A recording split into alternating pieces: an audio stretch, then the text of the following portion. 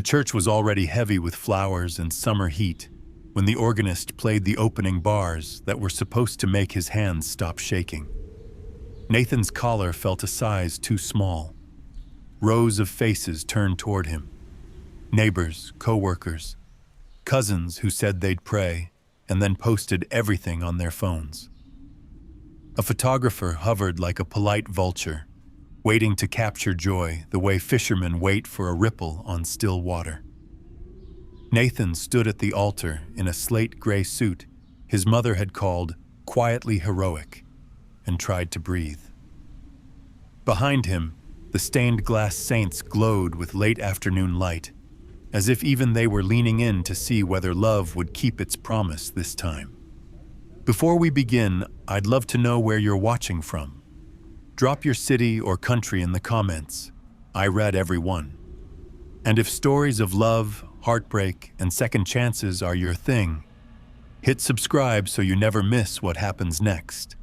Your support really does help me keep telling these. The doors at the back of the church remained closed for one beat too long. Nathan forced his hands to unclench, then clenched them again, because bodies betray us when we need them steady. He could see his father in the third pew on the left, chin set like a carpenter's level, and his mother beside him with a handkerchief damp enough to wring out. On the right, his best man Eli whispered something to the maid of honor, and they both tried, and failed, to look unconcerned. Somewhere above in the choir loft, a loose bulb flickered like a warning that no one understood until later. Clara had promised him this would be simple. No drama, she'd said, smiling over coffee that morning, hair pinned, bare feet on his kitchen tile. Just vows, cake, and you. She had laughed at the way he pretended to be brave about the cake. She had kissed him without smudging her lipstick. "I'll meet you there," she had said, and it had felt like a promise big enough to stand inside.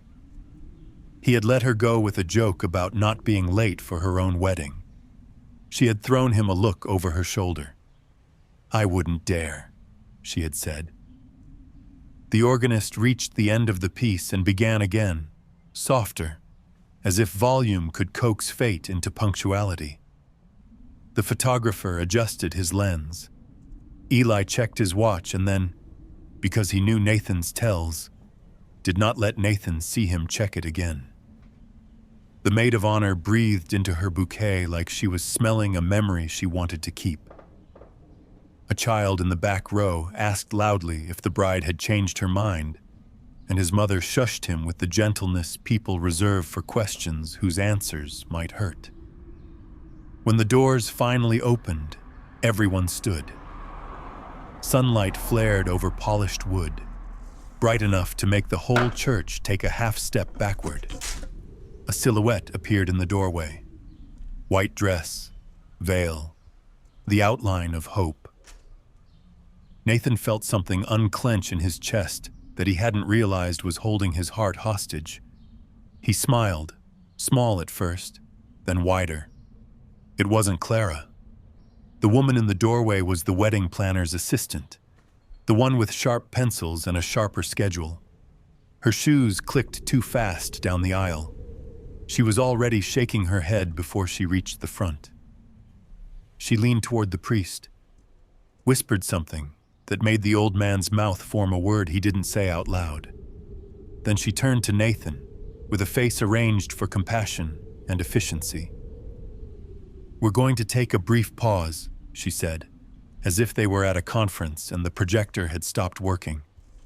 "Everything is fine." Eli appeared at Nathan's elbow. "What's going on?" "Everything is fine," the assistant repeated, less convincingly. "Bride is delayed." Nathan didn't ask by what, because he could feel the answer gathering like thunder. Not traffic, not a zipper, not the ghost of a cold.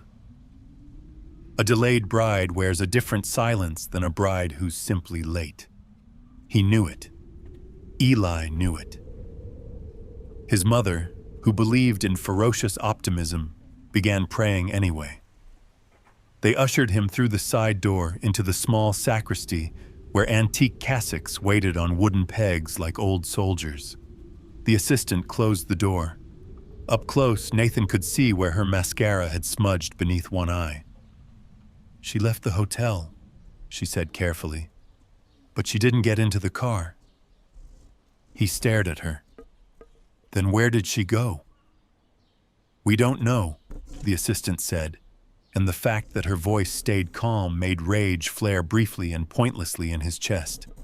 She explained how the driver had been waiting at the curb, how Clara had stepped outside with the maid of honor to get some air, how the maid of honor had received an urgent call, how in the confusion of that call a taxi had pulled up, how the driver had blinked, and then there had been an empty sidewalk where a bride had been. "She took a cab?" Eli said, as if the verb could change the fact. "We're tracking it," the assistant said. "Her phone is off."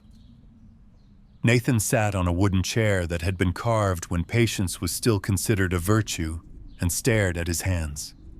He thought of the morning, the blue mug, the kiss, the softness of her voice when she'd said, "Just vows, cake, and you."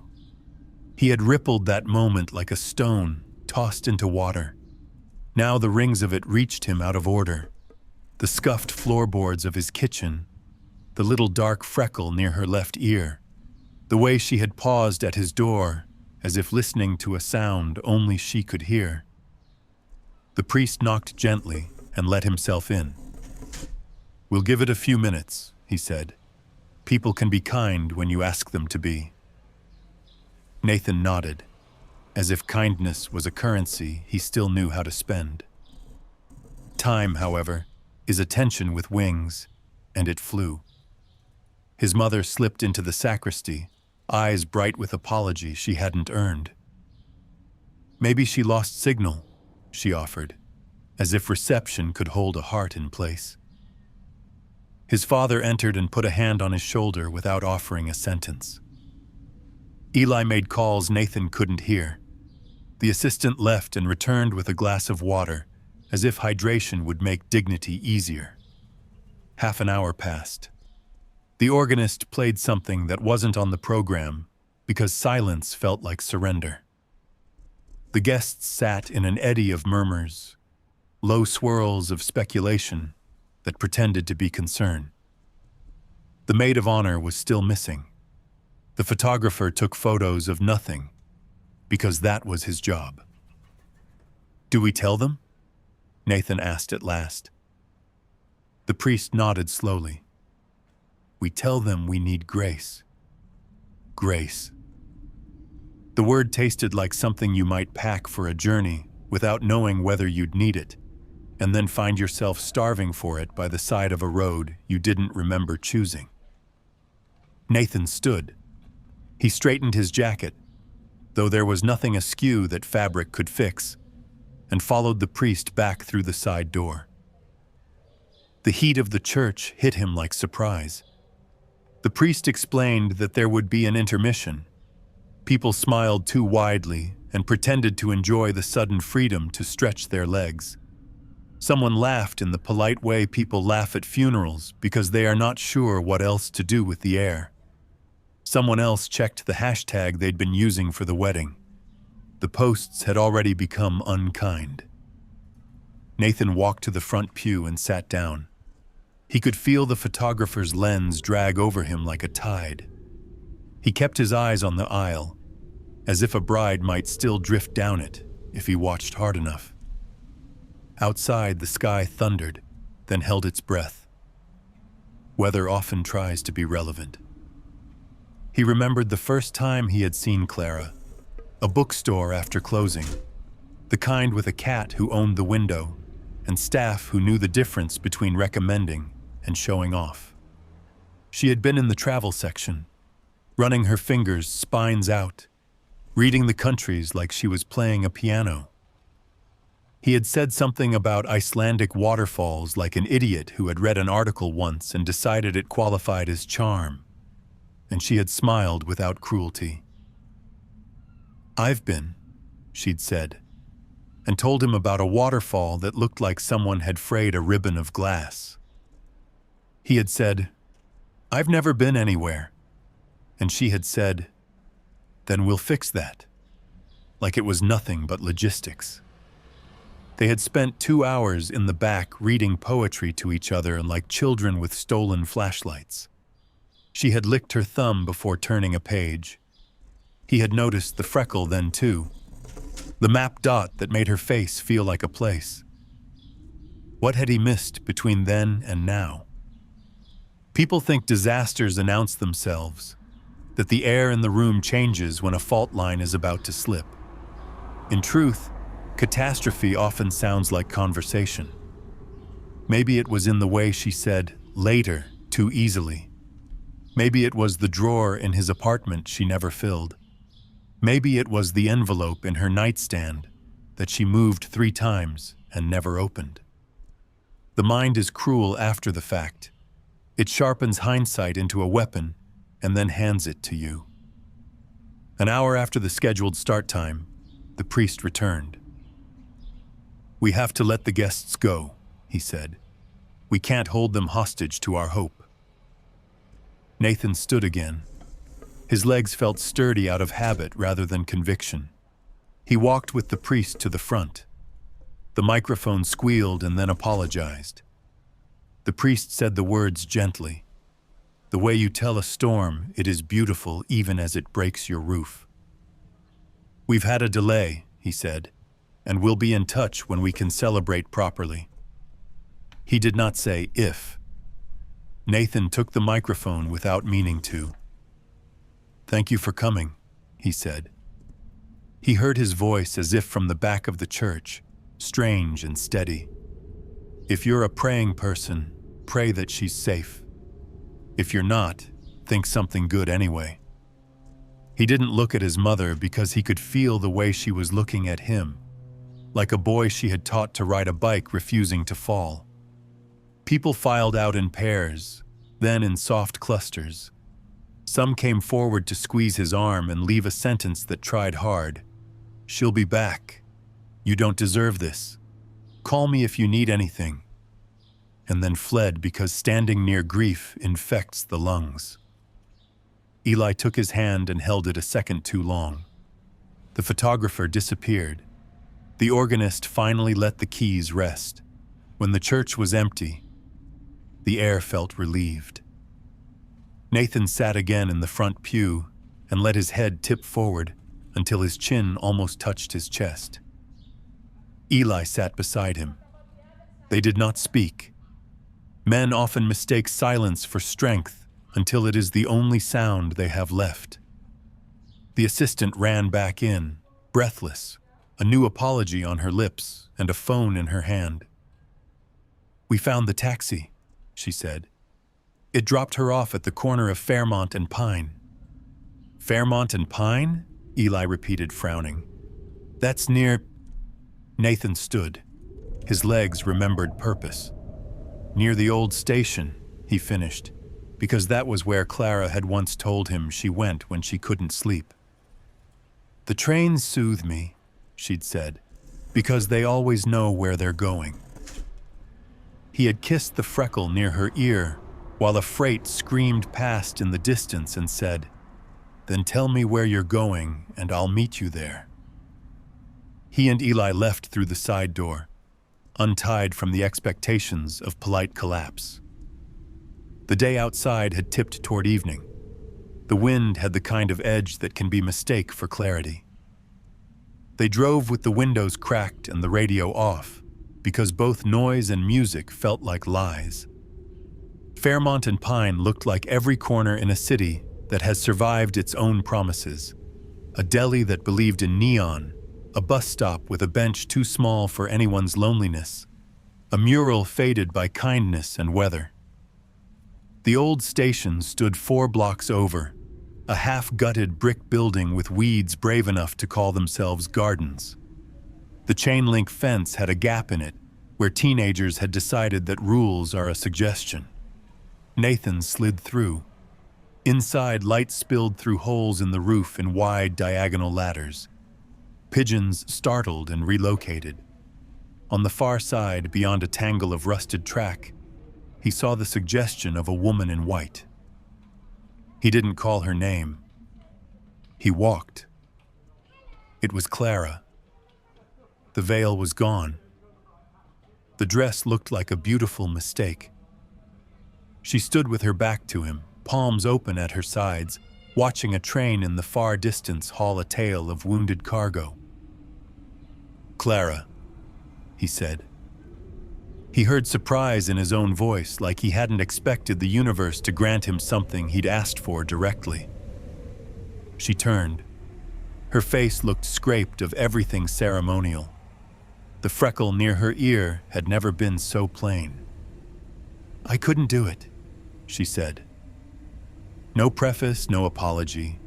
She said it like a fact that had decided to stop pretending to be negotiable. He waited.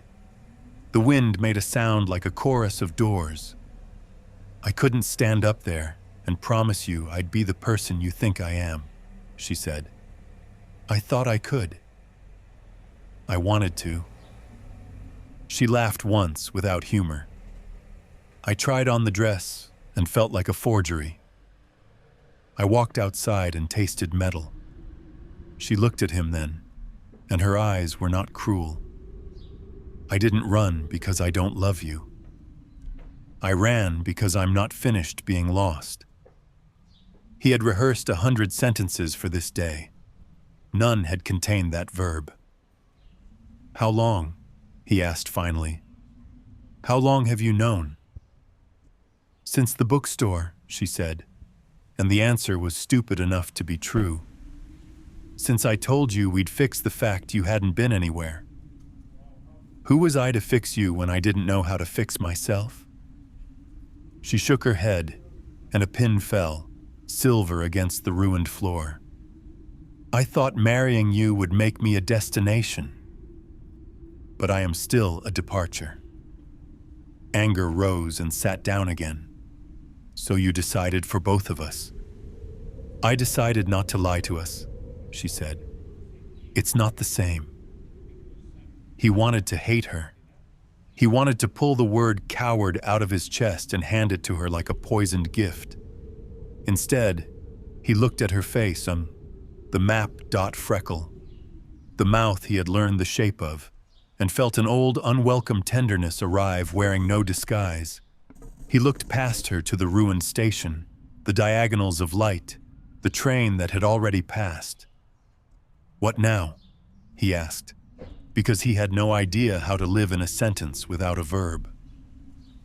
Before Clara could answer, footsteps sounded behind them.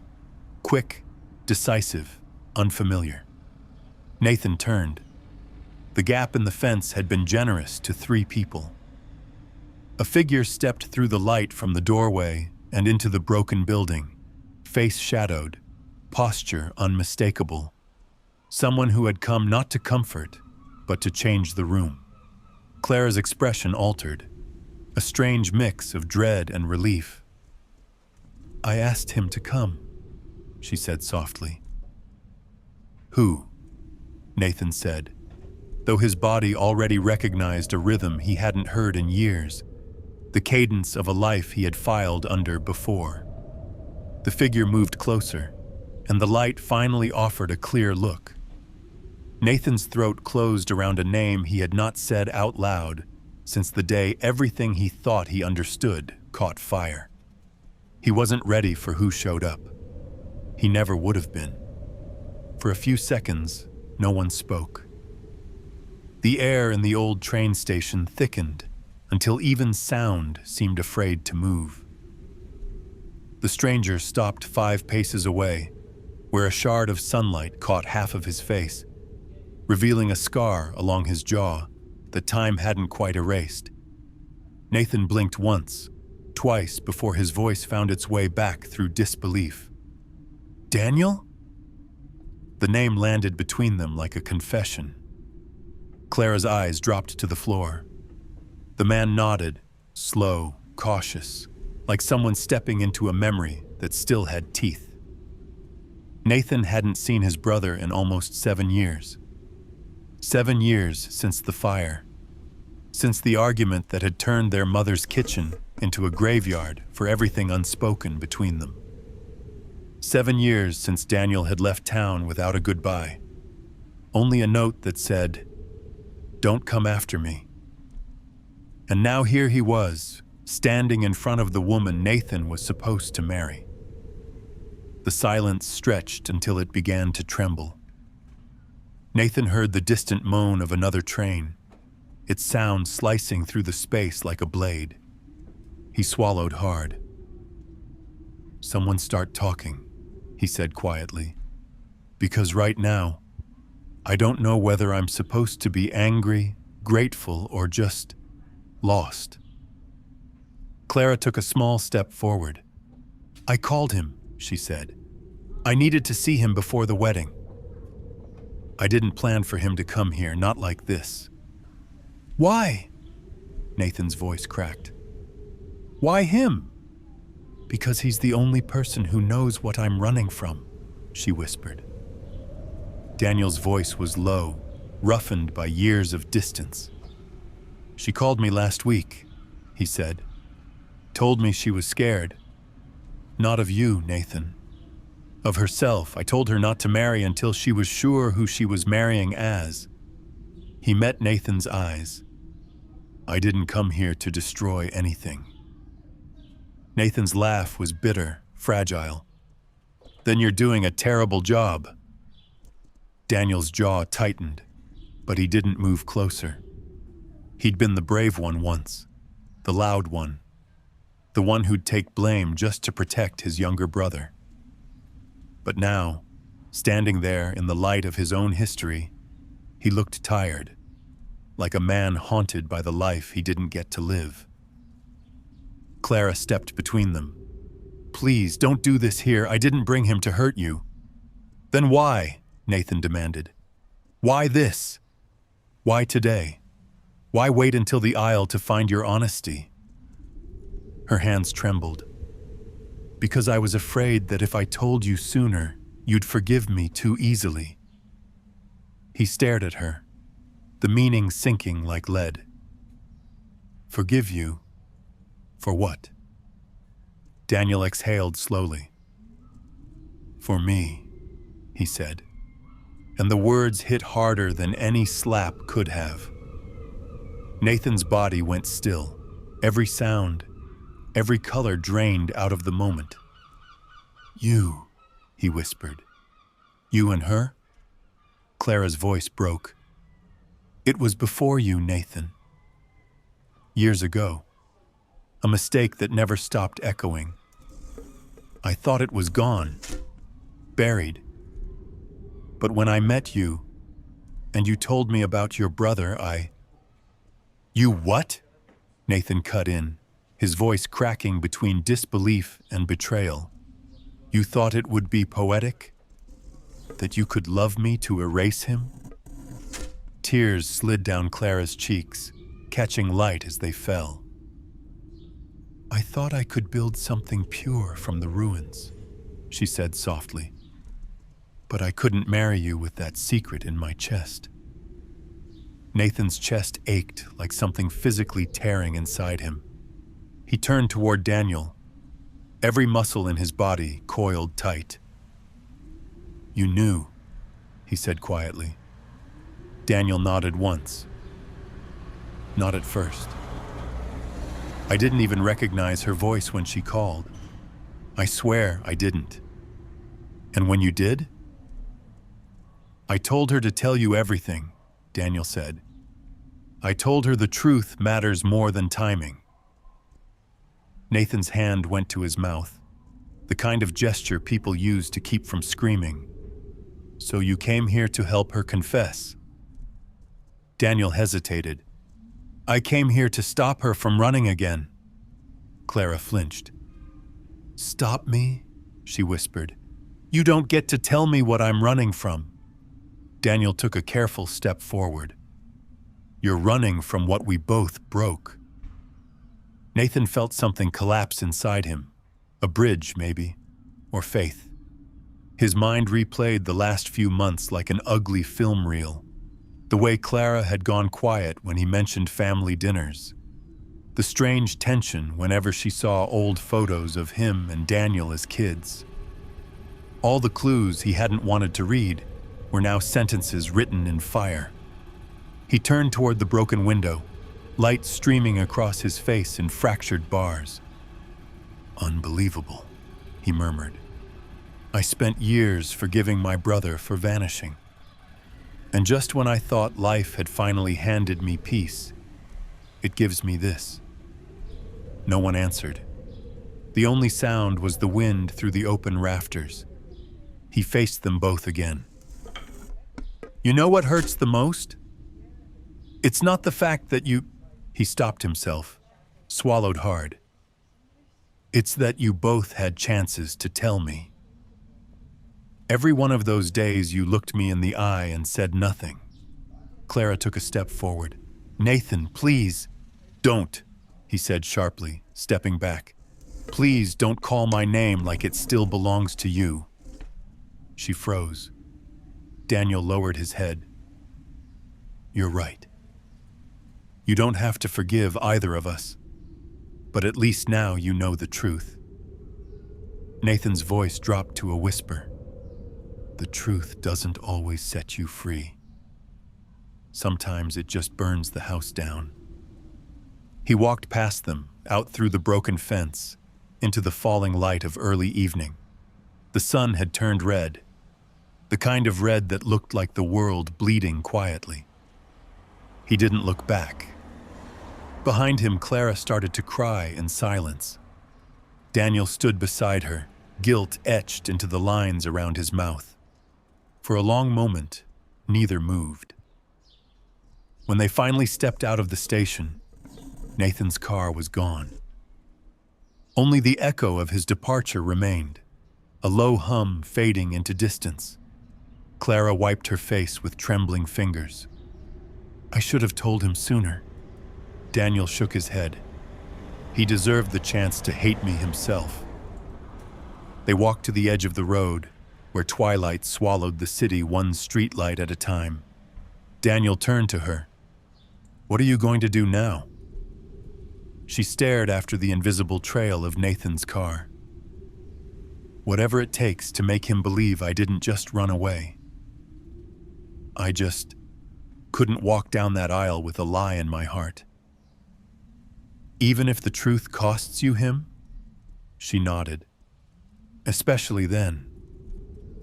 Daniel said nothing. He knew too well how truth could carve deeper wounds than lies ever could. That night, Nathan drove for hours with no destination. The road blurred into a tunnel of headlights and dark thoughts. At one point, he pulled over at an empty rest stop and sat in silence, the hum of the engine the only heartbeat he trusted. He took off his wedding ring, a ring that had never been worn by anyone, and held it in his palm. It felt heavier now. He placed it on the passenger seat, next to the wilted boutonniere, and whispered, "You could have just said you were lost." The night offered no answer, only the faint sound of a passing train, somewhere in the dark, always knowing where it was going.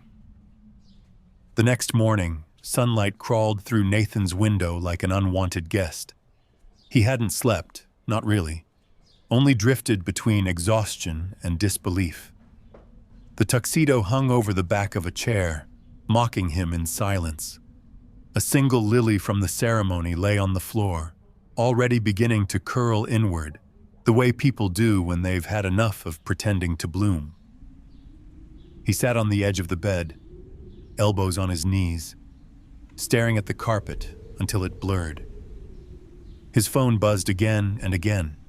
Texts, missed calls, sympathy messages from people who wanted to say something kind but didn't know how. Each notification felt like a knock on a door he couldn't answer. He thought about deleting everything, disappearing for a while. But when he picked up the phone, one notification stood out from the rest. One new voicemail from Clara. He hesitated for a long time before pressing play. Her voice came through small and trembling. "Nathan, I don't know where to start. I didn't mean for any of this to happen like that. Please don't think it was about him. It wasn't. I just couldn't say the vows knowing there was a truth between us that still had your brother's name on it. I thought I'd buried that part of my life, but when I saw you, I realized I'd only hidden it. You deserved honesty, even if it came too late. I'm sorry." Her voice cracked, then steadied. "You once told me that love was choosing someone even on the bad days. I couldn't let you choose me on mine. Not yet. Maybe not ever." Then silence. He sat there, phone still pressed to his ear after the message ended, as if keeping it there could make her voice real again. By afternoon, the town had already moved on. People like gossip more than grief. It's easier to digest. The bakery sent back the uneaten cake. The florist left a message about refunds. His mother dropped by and cleaned the kitchen the way mothers do when words aren't enough. She didn't ask questions. She just placed a hand on his shoulder and said, "You don't have to make sense of it today." After she left, Nathan opened the drawer where he kept his old letters. He had written Clara dozens of them over the past 2 years. Notes he never gave her.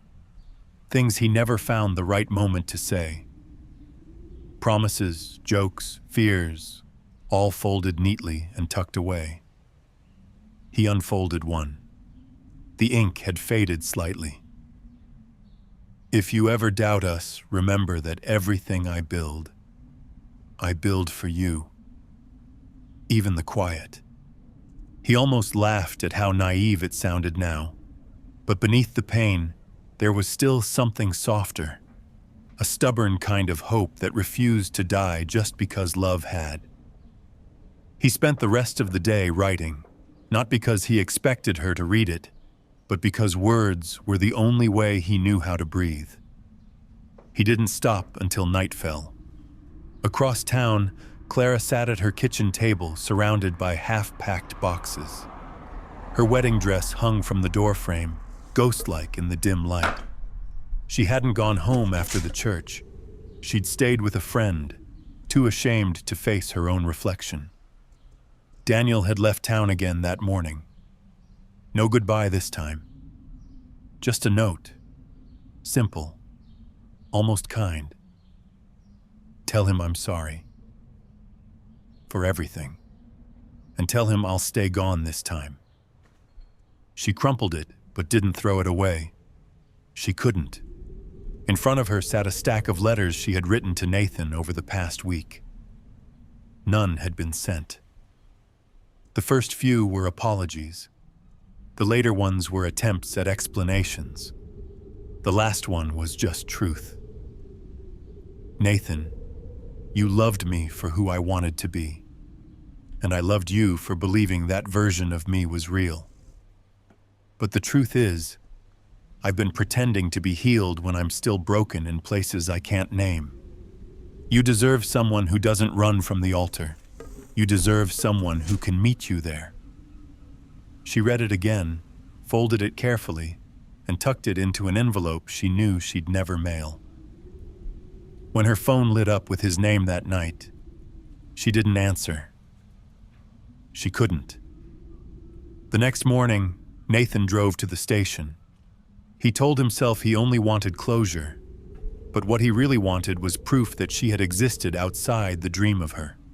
The place was emptier now, fewer pigeons, more sunlight. The air still smelled faintly of rust and rain. On the wall near the platform, someone had scrawled a quote in chalk. "Some departures are arrivals in disguise." He stared at it for a long time. Then he reached into his pocket and pulled out one of his letters. He read the first line silently, smiled bitterly, and tore it in half. The pieces fluttered away on the wind, scattering into the empty tracks like snow.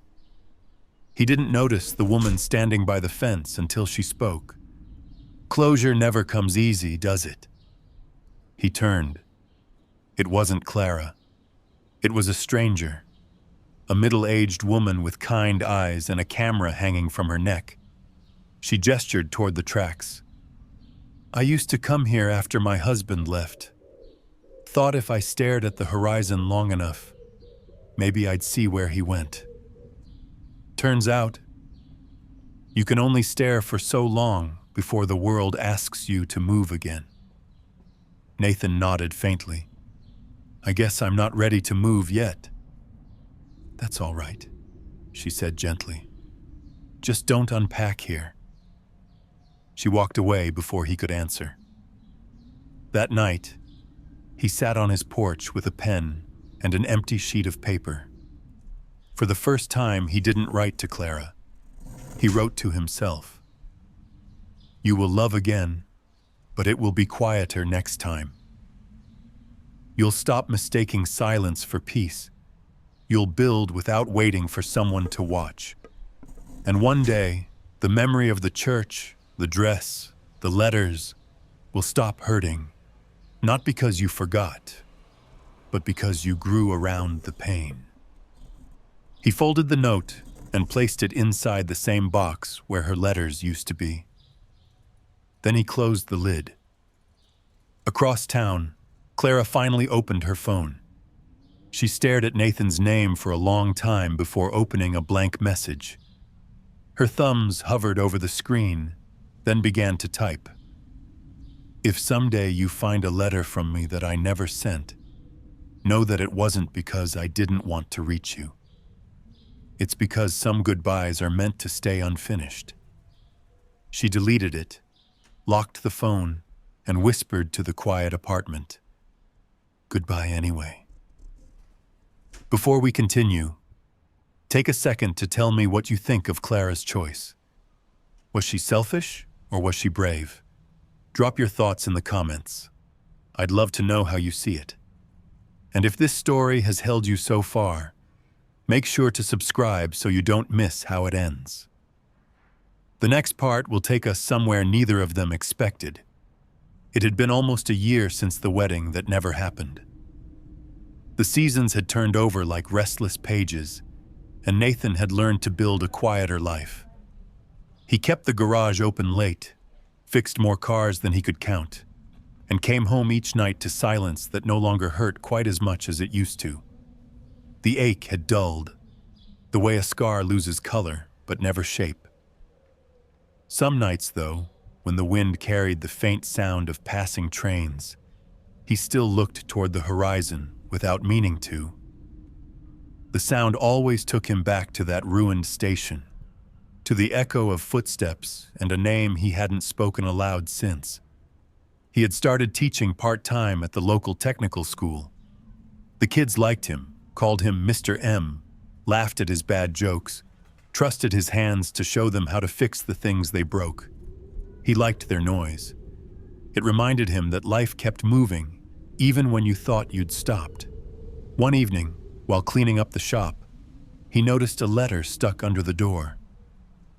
No return address, just his name written in a hand he hadn't seen in a long time. He froze. For a full minute, he couldn't move. The handwriting was unmistakable. Clara. He opened it slowly, the paper trembling between his fingers. Nathan, it began. If you're reading this, it means I finally found the courage to send it. I left town after the wedding. I needed to start over somewhere no one knew who I was or what I'd done. I thought time would fix me, but it turns out time only waits for you to tell the truth. I'm writing because I need to see you one last time. I'll be at the old station Friday night. If you don't come, I'll understand. But if you do, I'll be there. The letter ended with no signature, just a small sketch of a train. Her old habit. He'd seen that drawing before, on napkins, on the margins of her notebooks, always the same. a train heading toward nowhere and everywhere at once. He folded the letter carefully, put it in his jacket, and tried to go back to work. But his hands wouldn't stop shaking. The air in the shop felt different now, charged with something he couldn't name. He told himself he wouldn't go. He'd moved on, he was better. But when Friday came, he found himself driving toward the edge of town anyway. The night was cold. The station looked smaller than he remembered, swallowed by weeds and time. The same broken windows stared back like hollow eyes. The moonlight stretched across the tracks in silver ribbons. He parked the car, turned off the headlights, and sat for a moment, just breathing. He heard the faint hum of an approaching train long before he saw her. Clara stepped out from the shadows near the platform, wrapped in a long coat, her hair shorter now, darker. She looked older, but not in a bad way. More like someone who'd lived through the kind of year that leaves marks, but also meaning. She smiled softly. "You came." He nodded once. "You asked." They stood in silence for a moment, the distance between them filled with everything they hadn't said. "You look different," he said. "So do you," she replied. "You look steadier." He almost smiled. "And you look like you stopped running." She let out a quiet breath. "I did." Eventually, he shoved his hands into his pockets. "So why now? Why right after all this time?" "Because I owe you something," she said. "The truth I never gave you." He didn't answer. The train passed by, roaring through the night, and for a second its noise filled the space where all their words had been hiding. When it was gone, she said, "I went back to see Daniel before I left town. He didn't tell you everything. I thought he had, but he didn't." Nathan's chest tightened. "What do you mean?" "He didn't leave because of the fire, Nathan. He left because of me." She looked away. "He told me the night before he disappeared that he'd fallen in love with someone he shouldn't have. Someone you cared about. Me." Nathan stared at her, stunned. "You're saying he—" "Yes," she interrupted softly. "He told me he'd tried to move on, but couldn't. I told him it was over, but he didn't believe me. That's why he left. Because he knew that if he stayed, he'd destroy everything between you two. I didn't stop him, and I should have." Nathan felt dizzy. "So you both decided for me. Again." "I know," she whispered. "I'm not asking you to forgive us. I just needed you to know the truth before it died with the silence." He ran a hand through his hair, exhaling shakily. "You could have told me years ago." "I couldn't. You were the only good thing I had left, and I didn't want to poison that too." The way she said it broke something inside him. Not anger this time, but the last thread of denial he'd been holding on to. He walked to the edge of the platform and stared down at the tracks, at the gleam of metal catching the moonlight. "So this is it then?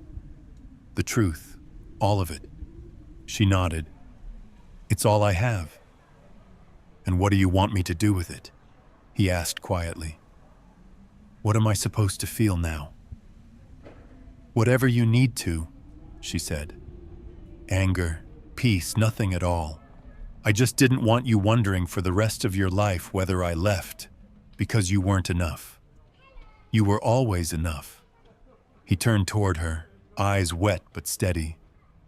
"Then why does it still feel like I wasn't?" She stepped closer, her breath visible in the cold air. "Because I wasn't ready to be loved that completely." You gave me something I couldn't hold without breaking it. The silence that followed was heavy but not cruel. They both stood there, letting it settle. After a long time, Nathan spoke again.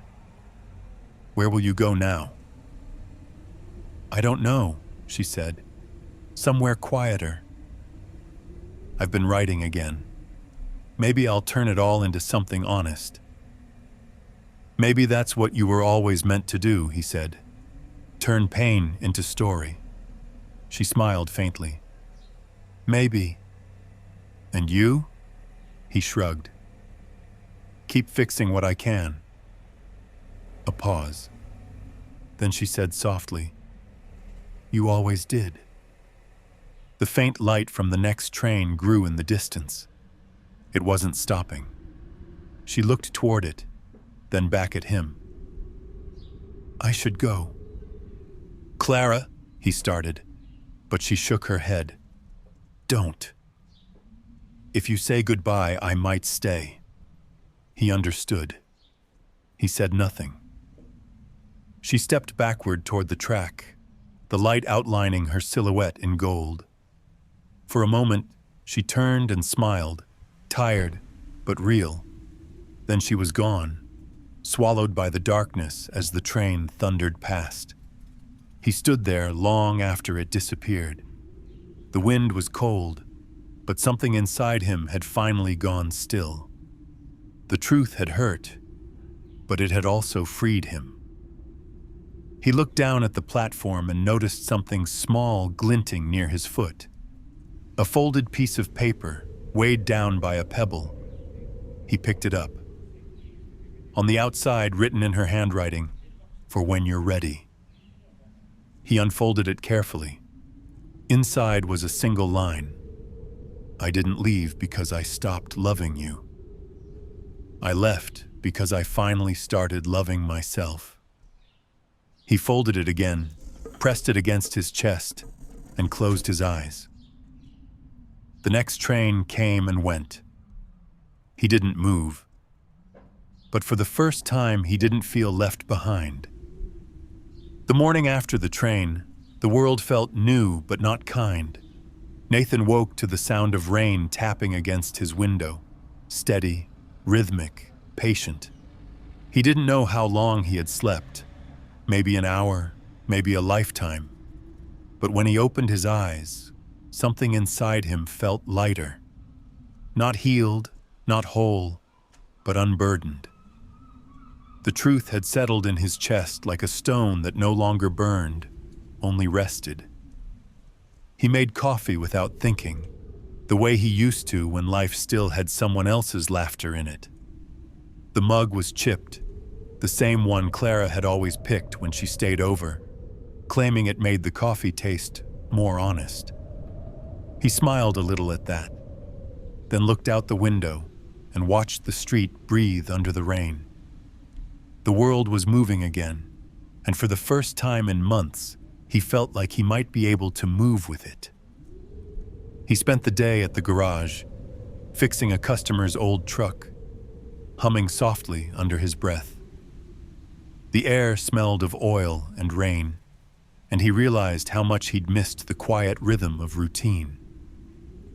By evening, he had almost convinced himself not to think of her anymore.